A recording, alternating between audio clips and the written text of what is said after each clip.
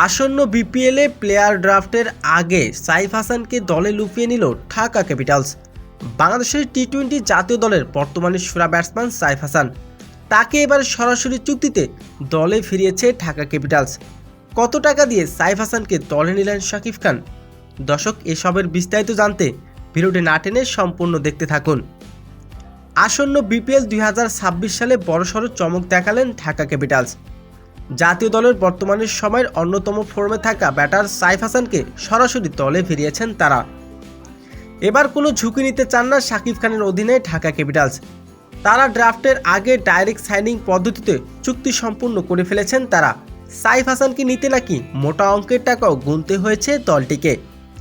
গত মৌসুমে ব্যাট হাতে দুর্দান্ত ফর্মে ছিলেন সাইফ। তার স্ট্রাইক রেট 147 করে 40, দুয়ে মিলিয়ে তিনি ছিলেন দেশের ব্যাটারদের মধ্যে সেরা একজন। আর এই ধারাবাহিকতার তাকে ড্রাফটের আগে হট ব্যাটসম্যান হিসাবে সাইফ হাসানকে দলে ফিরেছেন ঢাকা ক্যাপিটালস। শাকিব খানের দল ঢাকা ক্যাপিটালসের লক্ষ্য এবারের বিপিএল আসরে ট্রফি জয়, আর সেই লক্ষ্যে সাইফ হাসানকে কোটি টাকা দিয়ে দলে ফিরিয়েছেন তারা।